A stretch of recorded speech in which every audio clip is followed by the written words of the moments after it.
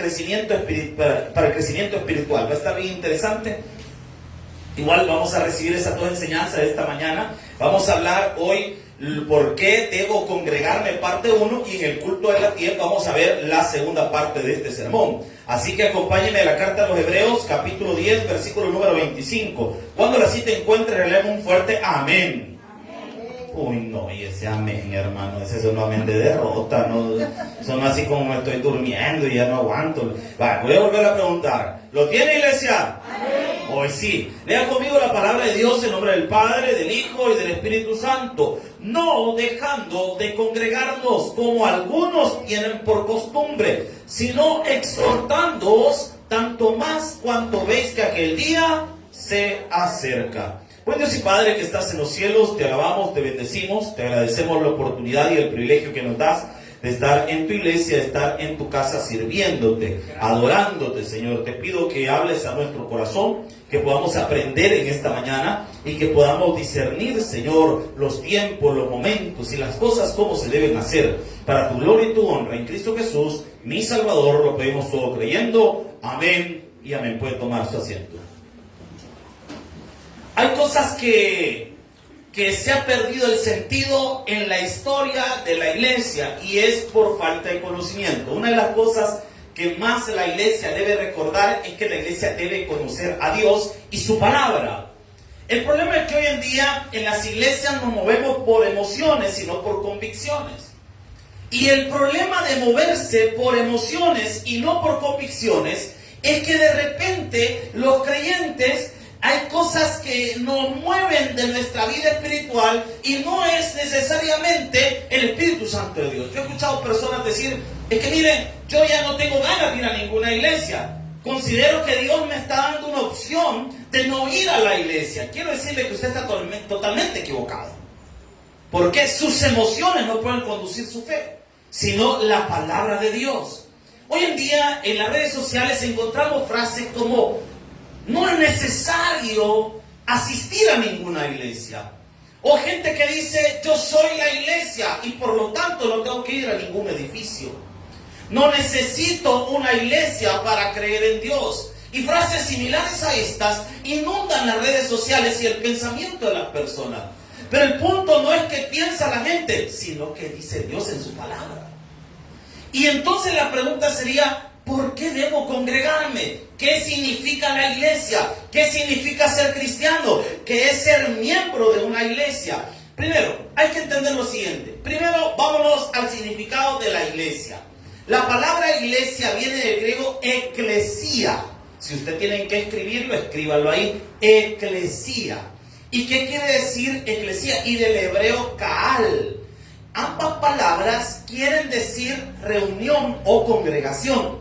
La eclesía es una acción, de hecho es un verbo en griego, que quiere decir llamar a las personas que están fuera de un lugar. El concepto de la iglesia no es sacar a la gente que está en la iglesia. El concepto de la iglesia es llamar a la gente que está afuera y que vengan a la congregación. ¿Para qué? Para conocer a Dios. Amén, iglesia. Entonces la iglesia como concepto no nos está hablando en sí de un edificio, sino de la reunión de personas. En la iglesia tradicional se concibe la iglesia como la estructura o el edificio. Por ende, la mayoría de las iglesias de la iglesia tradicional tienen una forma específica y una forma de construirse. Porque para ellos, dentro de su teología, el concepto de la iglesia es la estructura del edificio. Mientras que dentro de la teología bíblica, el concepto de la iglesia no es la forma del edificio, no es si es alto, no es si es pequeño, no es si es una casa, o un local grande, o una galera, o un anfiteatro. El concepto bíblico de la iglesia es la reunión de personas. ¿Aló? ¿Estamos acá? La reunión de personas. Entonces, tenemos a la iglesia como el conjunto de personas que profesan la fe cristiana. ¿Y al cristiano qué es entonces? El cristiano, entiéndase, según el diccionario de la Real Academia Española, persona que decidió, ojo, acatar los preceptos y las órdenes que impone el Señor Jesucristo. O sea que un cristiano no es alguien que decide cómo vivir su vida. El cristiano es alguien que sigue los consejos y preceptos de Dios. Cuando dicen amén. Alguien que diga que es cristiano y no se congrega, no es cristiano. ¿Por qué? Porque la Biblia me manda a congregarme.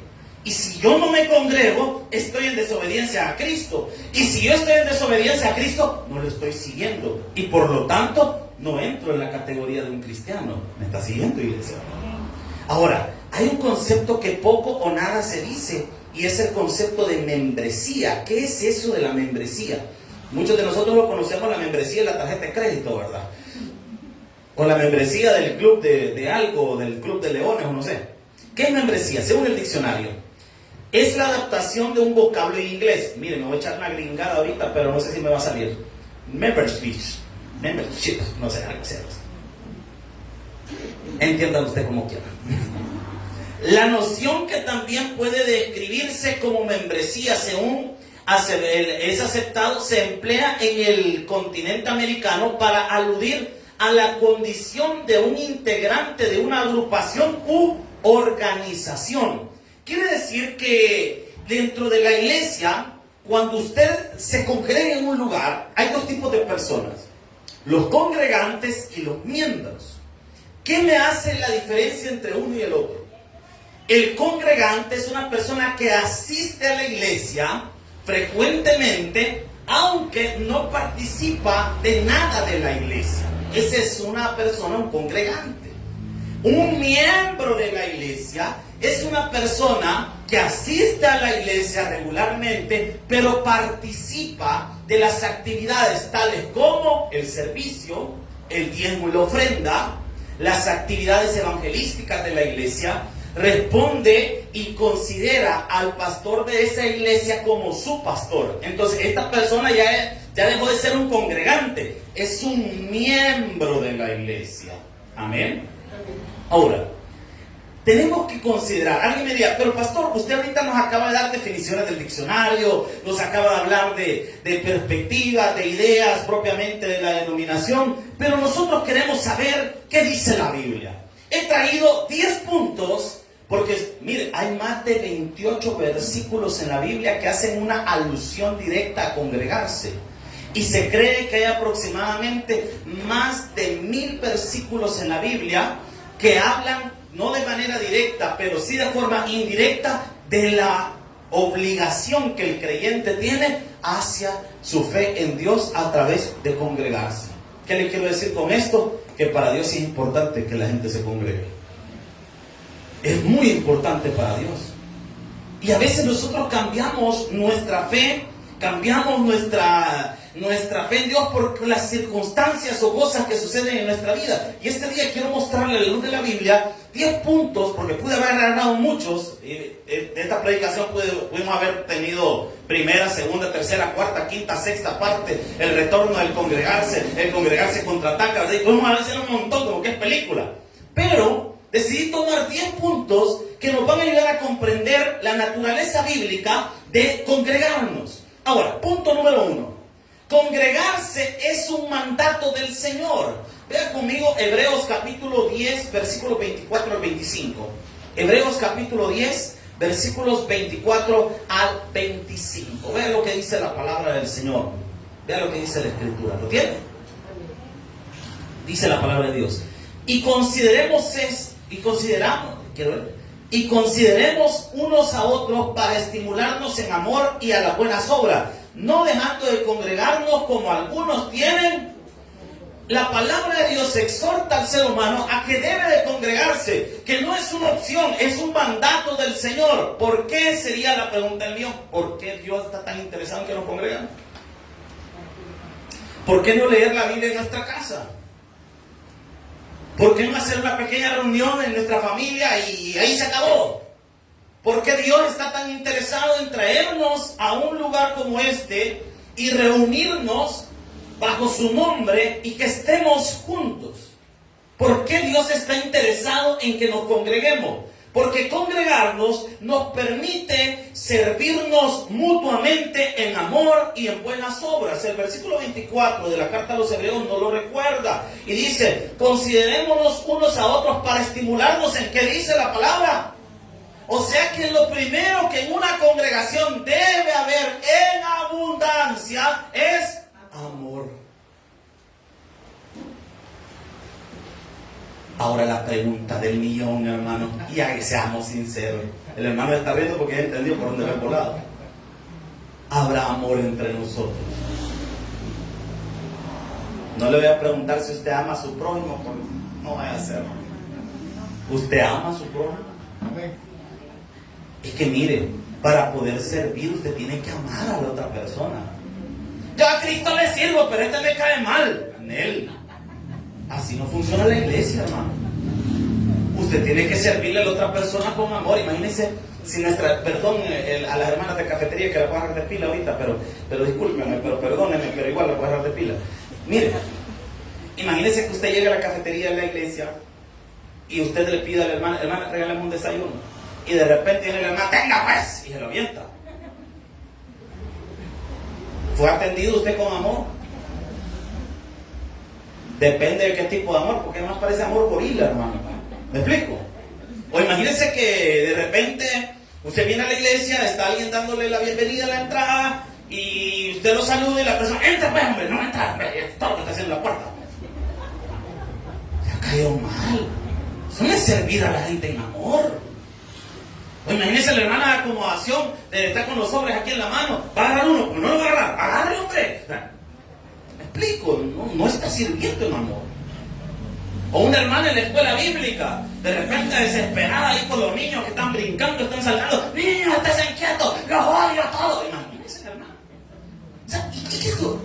Parece broma, parece risible todo lo que estoy hablando, pero usted sabe que son las realidades que a veces usted se topa en algunas congregaciones. Porque la gente no ha entendido que el ser parte o miembro de una iglesia implica que yo tengo que darle amor a las otras personas que sirven conmigo en la iglesia. Que las personas que son mis compañeros de ministerio, tengo que tratarlos con el amor de Dios, no con mi amor, porque hay personas que ni a ellos mismos se aman. Tengo que tratarlos en el amor del Señor. Porque si yo los trato con el amor que yo estoy acostumbrado a dar, lo voy a dar desde mi concepto de amor, pero yo no tengo que darlo desde mi concepto de amor, tengo que darlo desde el concepto de Dios. Entonces mi punto en mi servicio es que lo que yo sea que haga dentro de la iglesia, tengo que hacerlo a través del amor del Señor. Si yo voy a pasar a cantar, lo voy a hacer con amor para Dios, pero con amor también para el prójimo.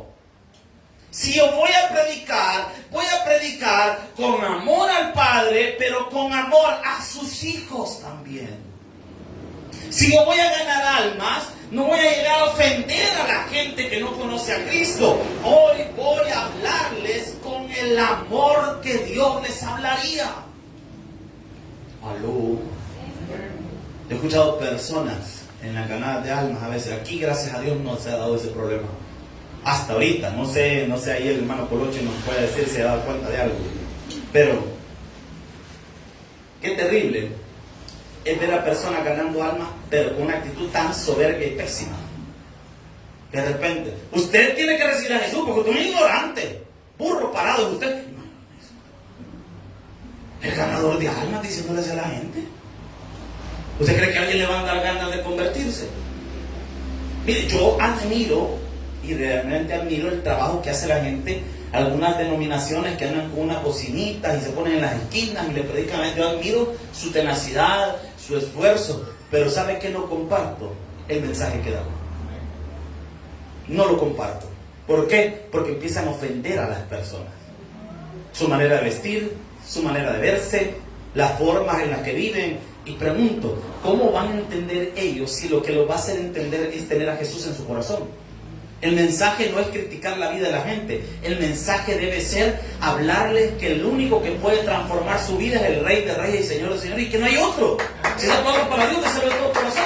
Sí, que no hay otra manera, no hay otra forma, no hay otra manera. Entonces, la iglesia me sirve para estimular en amor a mis hermanos. Me sirve para brindar el amor del Padre, para que sea una referencia. Si usted lee la carta del apóstol Pedro, el apóstol Pedro estaba predicando, enseñando en un tiempo donde la iglesia era muy atacada. Las cosas con las que atacaban a la iglesia primitiva eran las siguientes. A la iglesia primitiva, los romanos la señalaban de ser una relación antiética. ¿Cómo así?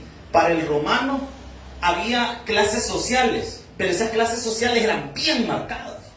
Y la gente no se consideraba igual. Los que estaban arriba se consideraban casi dioses. Pero el cristianismo enseñaba que todos somos iguales ante los ojos de Dios. Entonces, para la cultura romana eso era algo ofensivo. Bueno, los acusaron hasta de caníbales. ¿Por qué? Porque en la Santa Cena, ¿qué decimos nosotros? Este es el cuerpo, esto representa el cuerpo y la sangre de Cristo. Y los romanos cuando oían eso, mira, esto comen gente.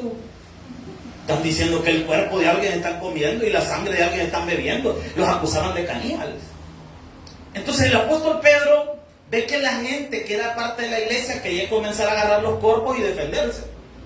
Y el apóstol Pedro le dice, ustedes no tienen que defenderse con espadas, no tienen que defenderse con abuso, con cuerpo, sino que la gente vea las buenas obras que usted hace. Y de esa forma ellos van a quedar impactados de su cristianismo. Aló, estamos acá. Hay que servir en amor. Y vea también lo que dice la palabra en el versículo 24. Y consideremos unos a otros para estimularnos en amor. ¿Y en qué dice? Y en las buenas obras. La iglesia debe hacer buenas obras. Pero la iglesia no es la estructura. La iglesia somos las personas, el conjunto de nosotros. Usted solito no es iglesia, sino el conjunto de nosotros es la iglesia. Y todos nosotros debemos hacer cosas buenas que impacten la vida de las personas. Pero ¿qué hacemos los cristianos? ¿Pelear unos con otros? ¿Pelearnos con los vecinos? Que ya va a ver lo que le va a... El hermano, y de repente lo ven ustedes, mira, el hermano me amenazó. ¿Quién? El hermano, el que va a ir con la Biblia, con la corbata, hermano. ¿Y qué te hizo? Viera, y ven el carro bien puyado y me pasó llevando. Viera esa hermana que está ahí en la iglesia, la viste, la que está ahí, sí, que esa hermana yo la vi, viera lo que me dijo en el mercado, ¡ah! Solo porque yo le gané el puesto primero para comprar la libra de pollo, enojó y viera todo lo que me dijo. ¿Quién? La hermana. Cualquier parecido es usted, hermano.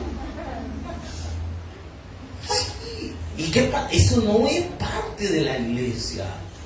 La iglesia nos permite exhortarnos para un cambio en nuestra vida. Romanos 10, 17.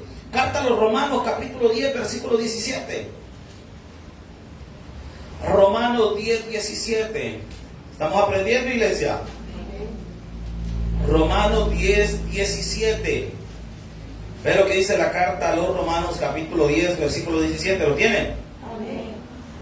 Así que la fe es por el oír y el oír por la palabra de Dios. Cuando yo vengo a la iglesia, el congregarme me permite recibir una exhortación a través de la palabra y ser una persona diferente. Cuando nosotros venimos a la iglesia, lo más importante que venimos a hacer en el culto es sentarnos y escuchar lo que Dios tiene que decirnos. Cuando usted venga a la iglesia, cuando venga caminando, cuando venga en su carro, cuando venga en el bus, cuando venga en el microbús, usted debe venir orando y diciéndole al Señor, Señor, yo me presentaré en tu casa, voy a ir a tu iglesia, háblame, Señor. Amén. Háblame. Hay personas que a veces piensan, yo por eso, mire, gracias, casi ustedes nos piden consejería. La mayoría de ustedes hoy ya no les gusta la consejería, ya la mayoría, pero está bien, es cuestión de cada quien. Pero algunas personas a veces piensan que el predicador algo le han contado. Yo siento que al pastor algo le han chambeado de mí. Es que mira, cabal, lo que dice antier, lo estaba diciendo en el culto.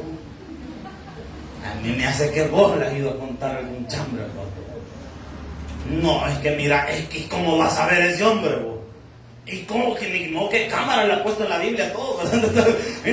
¿Cómo es que sabe? Es que no es el pastor el que sabe, porque en el momento que el predicador se para acá, no es el hombre el que va a hablar, sino la presencia del Espíritu Santo de Dios la que va a ministrar los corazones. Y vaya que Dios sí sabe lo que usted anda haciendo. Y Dios sí lo sabe, hermano. Y por eso es que Dios se lo dice. Porque no es que el hombre conozca su corazón o lo que usted hace, sino que Dios lo sabe. Y como Dios lo sabe, Él reparte, hermano. Así que aquí es como decía alguien allá en un pueblo, pan para su matate, hermano.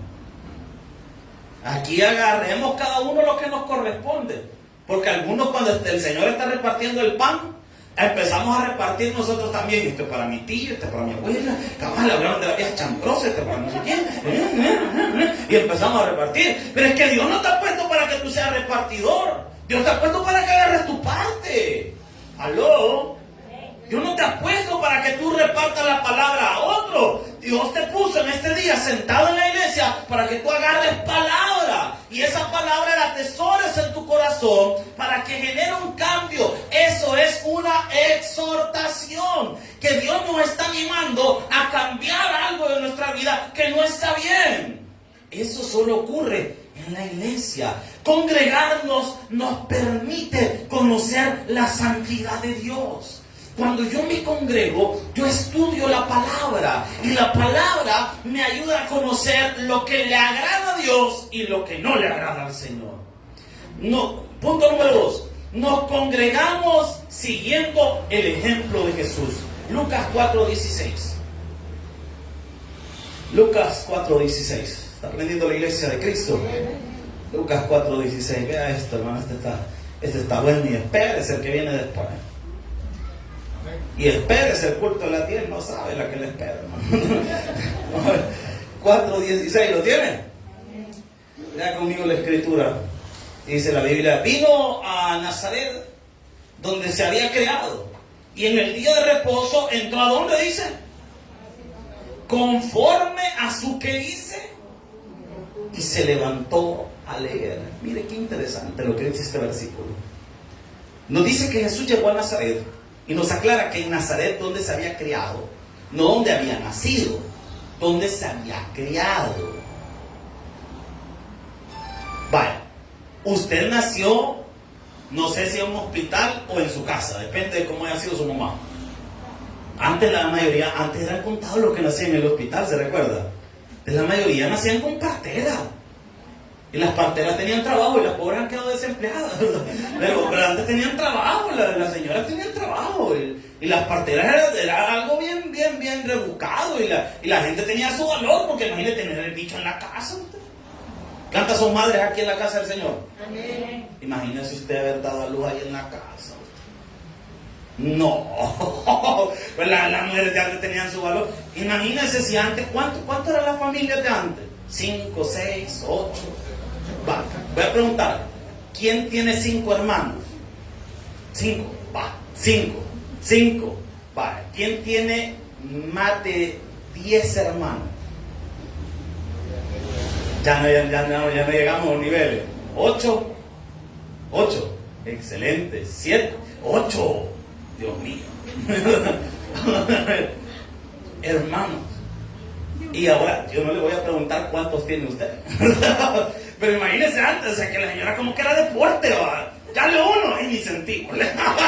Ahí va caminando, ahí se va el bichito. O sea, tremendo, o sea, eran otros tiempos, era otra cultura. ¿Dónde nació usted? ¿Dónde nació usted? ¿Y dónde se crió usted? Son 2 lugares diferentes. A veces es el mismo, pero en la mayoría suelen ser 2 lugares diferentes. Algunos nacieron en un hospital de San Salvador y se criaron en un pueblo. O otros nacieron en un pueblo y se criaron en San Salvador. Y a la inversa, como sea. Pero hay un lugar en el que nacimos y un lugar en el que nos criamos. En el que nacimos, fíjense que no es tan importante. Es más importante en el que nos criamos, porque ahí nos conocen. porque ahí sabe quiénes somos. Ahí nos han visto nuestras malas andanzas y nuestras buenas andanzas. Jesús llegó a Nazaret, que era el lugar donde se había creado. Y dice, y en el día de reposo, que era el día en el que la gente se congregaba, el sábado, entró en la sinagoga. La sinagoga es como la iglesia de los judíos, para que usted entienda, más o menos. No es igual, pero es parecido. Conforme a que dice, o sea que él todas las semanas se congregaba. O sea que Jesús visitaba un lugar para ir a estudiar la palabra. O sea que Jesús sí llegaba y se sentaba y a meditar en la palabra de Dios. Y ahora viene la pregunta que yo quiero hacerle en esta mañana. ¿Y quién es Jesús? El Rey de Reyes y Señor de Señores. ¿Sí o no? Así dice la Biblia. Y si el Rey de Reyes y Señor de Señores se sentaba un día para escuchar la palabra de Dios, ¿y nosotros por qué no? ¿Cómo es eso que nosotros sí nos podemos saltar, o nos podemos ir, o no podemos escuchar culto, o podemos pasar semanas enteras sin asistir a una iglesia? Pero el Rey de Reyes y Señor de Señores, durante su ministerio terrenal y su vida, jamás dejó de congregarse. ¿Aló? Y no se supone que nosotros somos cristianos, y el término cristiano es un seguidor de Jesús. Y si seguimos el ejemplo de Jesús, Jesús siempre se congregó. Silencio en la casa de Dios.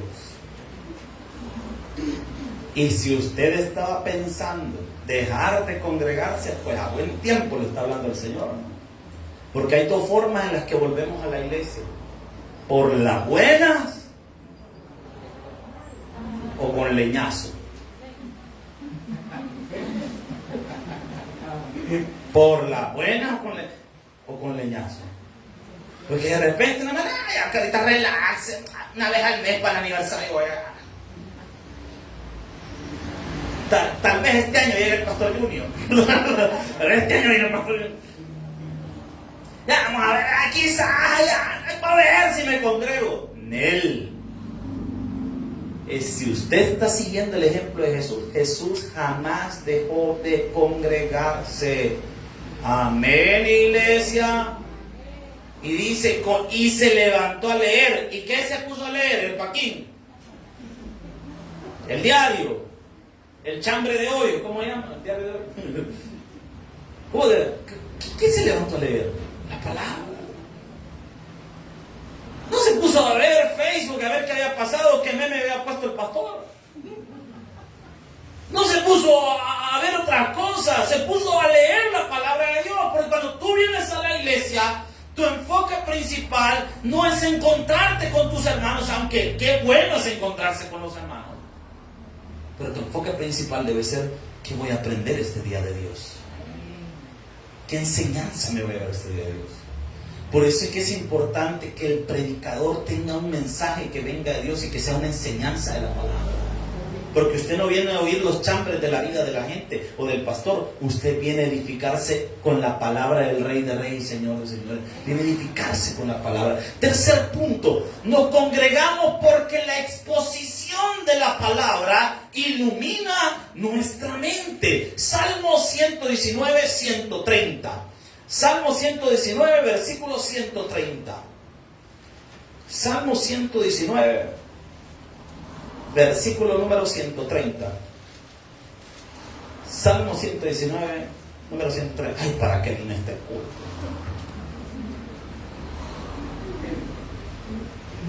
Mejor hubiera venido al de Fe y Milagro. Salmo 119, 130. Vea lo que dice la palabra del Señor. La exposición de tus palabras alumbra, hace entender a los simples. Mire qué interesante lo que el salmista nos detiene a decir acá. La exposición, ojo, no dice la lectura, dice la exposición. Hay una diferencia. La Biblia transforma con leerla, amén o no amén. Pero la predicación nos ayuda a ver con claridad las cosas. Por eso es que dice la palabra de Dios: la exposición de tu palabra alumbra y hace entender a los simples. La exposición de la palabra de Dios que se da en la iglesia le va a ayudar a usted a entender las situaciones que están ocurriendo en su vida. Pero si tú no te expones a la palabra y no tienes un lugar donde la palabra sea expuesta con fidelidad, y aquí viene ya el detalle, tú tienes que estar en un lugar donde la palabra sea expuesta con fidelidad. A mí me gusta, yo he recibido unas clases en un seminario de Estados Unidos, seminario de teología, y me gusta la bandera que ellos usan, su eslogan me gusta: hombres fieles a la palabra. Me gusta ese eslogan. No dice hombres fieles a sus ideas, hombres fieles a sus emociones, no dice eso. Dice hombres fieles a la palabra. Una de las características principales de un pastor o de un predicador es que debe ser un hombre fiel a la palabra. El pastor no puede vender su voluntad a nadie. El pastor debe exponer las escrituras de manera fiel a la palabra de Dios. ¿Eso qué significa? Que yo a través de la palabra no estoy buscando caerle bien a usted. Yo no voy a decir cosas para caerle bien a usted. Tampoco voy a decir cosas para caerle mal. 1, 2, 1, 2. Ahí está. Gracias. Yo no voy a decir cosas para caerle bien a usted. Porque hay personas que a veces, mira el pastor, mira lo que está tiradera que hago ahora. Si yo siento que solo el nombre de nosotros le faltó decir, porque mira, ¿cómo que éramos hijos de crianza? Hay personas que se equivocan y piensan que porque nosotros, miren, aquí hay una diferencia que hay que hacer, y yo siempre he tratado de explicarle a usted. Una cosa es amistad y otra cosa es ministerio. Los que sirven acá y son familia tienen que saber, una cosa es amistad, familia, y otra cosa es ministerio, ¿no? Es más, hay algunos de ustedes que al final de los años hasta sus propios hijos van a terminar siendo sus líderes. Y solo porque su hijo, hijo, permitime faltar ahora vos. Él. ¿Por qué? Porque una cosa es amistad y otra cosa es ministerio. Y esas cosas no se mezclan. Nosotros, mire, al final del culto podemos irnos a echar una pizza y vean cuánto nos comimos. El martes salimos, mire, no sabe lo que se perdió el martes usted, hermano. No, se agarramos perdón la palabra, el caliche, que usa un despabilo, hermano. Viera los hermanos ahí como anduvieron jugando, a algunos les salió la sirena interna, hermano. ¿Verdad? No, mire, hubiera visto a Víctor en toalla en todo el lugar. Mire, lo ha pasado bastante bien, no tiene ni idea de todo lo que pasó ese día. Mira, una gran bendición, un gran periodo de alegría, estuvo bien bonito todas las cosas que pasaron. Pero una cosa es amistad y otra cosa es ministerio.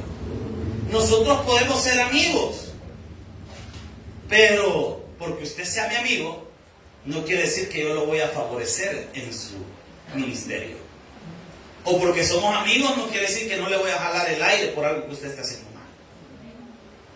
Mira, o sea, acabamos de estar comiendo con la Viviana, con alguien, solo me dijo que estaba haciendo y me va a creer. Una cosa es amistad y otra cosa es ministerio. Cuando su pastor les exhorte un cambio a algo o les esté explicando algo, no lo tome personal, no es que tenga algo contra usted. Es simple y sencillamente que su conducta está siendo inapropiada para el ministerio. Y por lo tanto, mi tarea, mi trabajo es velar por el ministerio. Lo mismo ocurre en la predicación. Yo tengo que decir las cosas que están mal y tengo que predicarlas. No lo tome personal. Es que si no se predican estas cosas, la gente no cambia. Si yo me pusiera a pensar, voy a ver qué voy a predicar. Ay, pero puede ofender fulano, se va a ofender menganita, se puede ofender sultanito, se va a ofender sultán. Ay, le voy a caer mal a la gente. Yo prefiero caerle mal a usted y no caerle mal a Dios, hermano. Amén. ¿Por qué? Porque si yo no predico fielmente la palabra, le estoy fallando a Dios. Y es preferible caerle mal a usted que caerle mal a Dios, porque usted no me da de comer, el que me da de comer es Dios. Entonces yo a él tengo que buscar agradar. Lo mismo ustedes, hermanos, que son líderes en la iglesia. Es que me va a enojar la gente. No importa. Usted haga las cosas correctas. Si ellos dos costos tienen, o hacemos bien las cosas, o hacemos bien las cosas, hermano. Pero en la iglesia no se va a hacer lo que usted quiere, se va a hacer lo que el Rey de Reyes y Señor de Señores quiere. Por eso es que la exposición de la palabra es clave. Lo que a usted como congregación le debe interesar es que la palabra sea expuesta con fidelidad.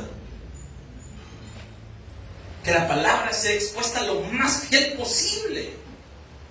No se trata de vertir mis ideas personales. Yo he escuchado a muchos predicadores utilizar palabras como yo considero, yo creo, para mí las cosas son así, esta es mi perspectiva, y vierten mucho de sus perspectivas personales.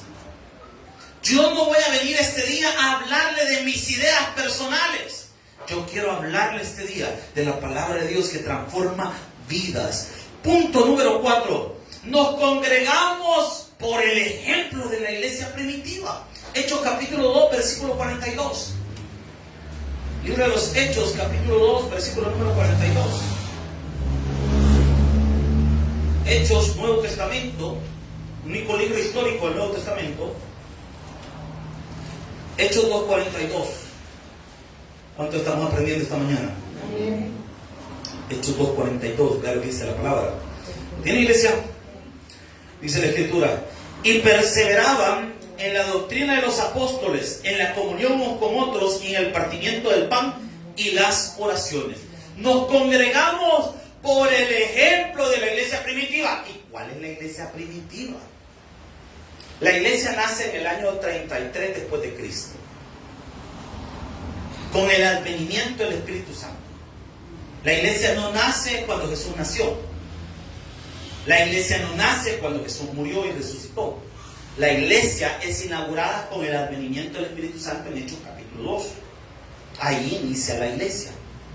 El periodo de la iglesia, desde el año 33 al año 100 después de Cristo, es exactamente el periodo que se le conoce como la iglesia apostólica o iglesia primitiva. A mí en lo particular, el término iglesia primitiva no me gusta, porque yo siento como que estamos hablando allá de la época de los picapiedras. Y me imagino a Pablo y Pedro siendo apóstoles. No me gusta el término primitiva, pero es la forma en la que los teólogos le llaman a ese periodo comprendido entre el año 33 y el año 100 después de Cristo. ¿Por qué el año 100? Porque en el año 100 muere el último de los apóstoles. ¿Y cuál fue el último de los apóstoles? El apóstol Juan. Entonces, en el año 33 viene el Espíritu Santo y en el año 100 el apóstol Juan muere, siendo el último de los apóstoles. Por eso es que se le llama la iglesia apostólica o iglesia primitiva.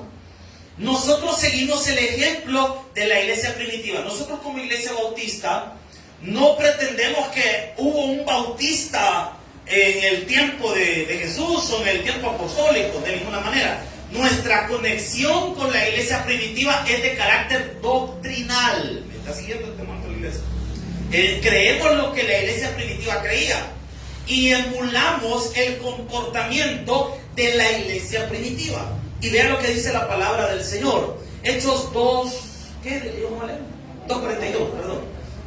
2:42, vean lo que dice la Escritura. Y perseveraban, ¿en qué dice? Es que la iglesia debe conocer doctrina. Cuando dice y perseveraban, es que se congregaban y estudiaban la doctrina. ¿Conoce usted la doctrina? Por eso es que es importante que usted venga el miércoles y el jueves. ¿Por qué? Porque esos días aprendemos doctrina, nos nutrimos. Fíjense que a mí me gusta cómo el pastor fundador ordenó los cultos. Me gusta realmente cómo está ordenado, porque está bien cabal. Un culto de familias. ¿Y qué aprendemos en el culto de familia? De las familias. Cómo manejar los hijos. Cómo conducir a los hijos. Cómo ordenar la vida en la familia. Cómo tratar bien a la esposa. ¿Cuántos hombres estamos en la casa de Dios? Uy, hermano, ¿cuántos hombres estamos en la casa de Dios? Amén. Cómo aprender a tratar a las señoras que tenemos por señora esposa. Porque, mire, como decía aquel salmista, no hay que comprenderla, solamente amarla. Amén. ¿Y qué cuesta las dos cosas, hermano? Porque a ustedes, hermanas, con todo el amor del Señor que les tengo, pero ¿qué cuesta a ustedes entenderla? Lo bueno cuesta. Y también en el culto de familia, las hermanas aprenden cómo tratar a ese príncipe que les ha tocado. Cómo tratar a ese hombre para que usted lo sepa controlar y amansar. Porque quiere ganar, hermano. Si no aprende de la vilma pica piedra, hermano. Mire ese bravucón que tiene. Sí, tiene hambre, dice, y saca una sopostilla. Bien al suave, lo amansaba usted. Si era mujer inteligente. Entonces, mire, ahí vemos esos detalles. Por lo menos debe haber un culto de adoración, donde adoramos al Señor, le cantamos, nos ministra su presencia, somos exhortados por la palabra. Es importante tener un culto de oración, es muy importante venir. Un culto por lo menos de doctrina, donde aprendemos esa solidez de la palabra, y usted trae su cuadernito y anota los datos, los detalles que el predicador va a mostrarnos a través de la escritura, nos va a exhortar, nos va a animar. Necesitamos también un culto dominical, porque en el culto dominical aprendemos este tipo de temas. Entonces, mire, bien interesante, bien bonita la forma en que está ordenada la iglesia. Y dice que los primeros cristianos perseveraban en la doctrina de los apóstoles, en la comunión que dice. ¿Sabe qué significa eso? Aprendían a llevarse bien unos con otros, igual que ustedes. Porque les da risa. Ustedes llevan bien entre ustedes. Ustedes se quieren entre ustedes. Aquí hay ósculo santo entre ustedes. Un pleito en el tabernáculo Prado de Venecia 2, imposible. Un chambre, ni sabemos qué es eso. Por fe. Entonces, sí, hermano. Esa es parte de lo que debe haber en la iglesia. Y dice, en el partimiento del pan, ¿sabe qué tiene que haber en la iglesia? Ayuda social. Eso es el partimiento del pan, no es solamente la acción de gracias o el comer el pan del Señor y el vino que representa su sangre. Está hablando de que hay que ayudar al prójimo. Si es que dentro de la iglesia deberíamos de echarnos la mano. Si de repente vemos un hermano que anda con sus zapatos mal puestos y le está costando, puede comprarlo, ¿sabe qué debería hacer la iglesia? Alguien decir, hey, ¿se fijaron los zapatos del hermano fulano? Sí, mira bien feos están, comprémosle uno. No le estoy diciendo que le compren unos Royal Shoes, ¿verdad? De 100 pesos, no, hombre. Allá en el agachón o en la dos, ¿verdad? Hay un subulado de 14 pesos, 10 pesos. Y la idea es sacarlo de la agüita, pues. Si de repente vemos un hermano que ya el pantalón cuando lo compró era negro y ahora ya va llegándole a rosado. De tanto que es como que es tela para qué, ¿cómo se llama? Para colar, ¿verdad? Y de repente decir a alguien, hermano, dame 2 pesos, 3 pesos, ¿qué talla usted, hermano? 38, uy, como que es terreno, ¿verdad? Y le traemos su pantalón. Y le ayudamos al hermano. O de repente vemos una hermana, nos damos cuenta que quizás está pasando alguna especie de necesidad. Decir todo, mire, armémosle una canasta a la hermanita, hombre. Unámonos al Salmo 41 y armemos la canasta y sirvámosle una buena canasta, pongámosle pollo, pongámosle leche, pongámosle esto, pongámosle allá, apoyarlo, así debería trabajar la iglesia. Pero nos damos cuenta de la necesidad de alguien, ¿qué hacemos? Ahí le voy a ayudar a orar, hermano. Y dice la Biblia, ¿cómo es que tú, teniendo en tu bolsa para darle, lo vas a mandar hambriento a tu hermano a su casa? No se puede, hermano, eso no es la iglesia. La iglesia no se comporta, la iglesia no es egoísta. Los hermanos que nos congregamos no debemos ser egoístas. Las manos que dan nunca van a estar solas, hermano. Nunca van a estar vacías. Deberíamos de procurar ayudar a nuestros hermanos. Y vean lo que dice la palabra del Señor, me llama la atención. Dice, y en las oraciones. Es que en la iglesia deberíamos orar los unos por los otros. Que de repente vemos un hermano que está pasando a su crisis, vamos a orar por el hermano. ¿Para qué? Para que sea bendecido, para que prospere, para que salga adelante. El anhelo de la iglesia debería ser que todos prosperemos. No enojarnos por la prosperidad de alguien. Que de repente vemos un hermano que ya viene en su nave, ¿verdad? En su carrito, en su moto, en su avión, no sé, en qué lado. En caballo, en bicicleta, en patín del diablo, no sé. En lo que sea que vete el hermano. Y decir, aguanta hermano de la pica. Solo porque viene con eso la nave. Porque se enoja. Siéntese alegre por la prosperidad de otro. Mire, yo hermano lo veo que a cada rato zapatos nuevitos, que a cada rato relojito nuevito, camisa nuevita, no le onda. Alégrese, qué bueno que está prosperando. Qué bueno que le esté yendo bien. Yo le he dicho a usted que en el terreno que estamos orando al Señor, que ahí va a estar nuestro templo, vamos a tener un gran parqueo. Ni me pregunte cómo vamos a hacer eso posible. Usted lo créalo por la fe. Amén. Tener un gran parqueo. ¿Por qué? Pero yo creo que Dios lo va a bendecir a todos ustedes. Ya imagino usted todo llevando ahí en su troca respectiva su camioncito ahí, su carrito, no sé, ¿qué carro le gusta a usted? ¿Qué piensa? Una camioneta, dice el hermano. Bueno, pídasela a Dios. Pídele ahí una 4x4, o 4x5, o 4x6, no es cuál es. ¿Verdad? Pídele ahí, pídele al Señor. Si a usted le gusta una moto, pídele al Señor, Señor, dame una moto de esa como que para andar como el Pedro Infante. Si te vienen a contar. Ella está cantando con todo. Denle ahí con todo, pero siéntase alegre, hombre, pídale a Dios. La iglesia debería alegrarse por la prosperidad de sus miembros. La iglesia no debería criticar a otro porque el otro está prosperando y saliendo adelante. Y llegó el testimonio de la hermana Norma el viernes, creo que fue. Que le está pidiendo, que se ponía a decirle al Señor, Señor, dame un buen carro, porque lo que te dio para mandar bien. Me llega la fe del Señor. Me llega. Y todavía dice, y Dios nos dio un carro y nadie de nosotros trabaja. Y hasta el año le pidió del carro. Mire, yo tenía ganas de abrazar a la señora y ya te me desafé, señora, ¿verdad? Me he volado. Sí, hermano. Qué bueno que uno de nosotros está saliendo adelante. El anhelo de la iglesia debería orar por los jóvenes de la iglesia. Y debería de orar, Señor, que estos bichos despierten. Que estos bichos despierten. Que se gradúen de las universidades, que sean profesionales. Que no les vaya a ocurrir enamorarse antes de tiempo y enredarse, que despierten. Que sean profesionales, que logren algo en su vida.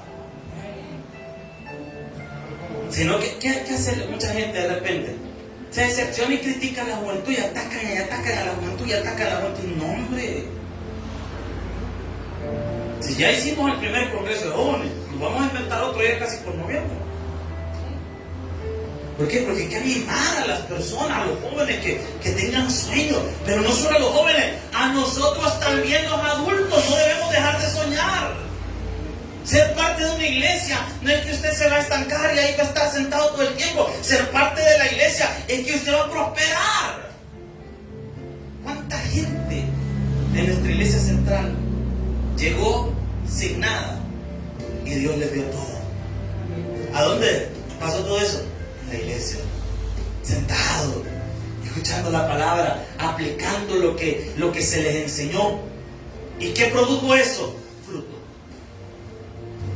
¿Tú crees que lo que tú vienes a hacer a la iglesia, sentarte por 1 hora y media o pasar todo un día domingo acá en la iglesia, Dios lo ve así nomás? No, Señor, Dios te lo va a recompensar. Y acuérdate, anote el día y la hora que lo estoy diciendo, Dios te lo va a recompensar. El día de mañana tú no vas a estar en la condición que estás ahora. Te vas a acordar de eso. Mira, a mí todo el tiempo, a mí me ha costado la vida muchísimo. Yo tenía que ir cuando tenía que ahorrar para comprar zapatos. Sabe que yo hasta hace poco uso zapatos de mi talla. Hasta hace poco, no se hace muchos años atrás, hace poco. porque siempre me tocaba comprar, como usted sabe que los zapatos que terminan quedando, que los dan bien baratos, son los que son tamaña lancha, ¿verdad? Entonces se va de repente a los sables y lo encuentra bien barato zapato, pero tamaña lancha, hermano. Si con el volado ya le sirve de esquí para ir allá con un volado, ir en el agua. Me tocaba ir a comprar así, hermano, porque es barato. Y siempre andaba, imagínense, los zapatos, ¿por qué? Porque no había. Pero Dios le cambia la vida a uno. Dios te cambia la vida. Lo que pasa es que de repente nosotros nos ponemos a ver y pensamos que no vamos a salir adelante. Tranquilo, no se desespere en el proceso. Aprenda, porque Dios no te ha puesto por casualidad en esta iglesia. Dios te ha puesto para que crezcas y des fruto. Regálame un aplauso al Señor. Vamos. Dios Padre que está en los cielos, gracias te damos, Señor, por lo bueno que tú eres. Gracias por tu fidelidad. Gracias por tu amor. Gracias por lo que tú haces. Bendice nuestra vida. De manera especial, queremos orar por los que no te conocen. Si hay alguien en esta hora que no conoce a Jesús como Señor y Salvador personal, quiero invitarte a que recibas a Jesús como tu Salvador personal. Si hay alguien que no ha recibido a Jesús, solo levanta tu mano y permítanos conducirte a los pies de Cristo. ¿Habrá alguna persona hoy? Alguien que quiera ser transformado por la palabra de Dios. Señor, te damos gracias en esta hora. Oramos por los amigos, los que están a través de la transmisión. Si tú no has recibido a Jesús, quiero invitarte a que hoy abras la puerta de tu corazón. Jesús entra en tu vida. Quiero invitarte a que conozcas a Jesús como el Salvador personal. Gracias Padre, gracias Hijo y gracias Espíritu Santo. En Cristo Jesús, mi Salvador, lo he pedido todo creyendo. Amén y amén.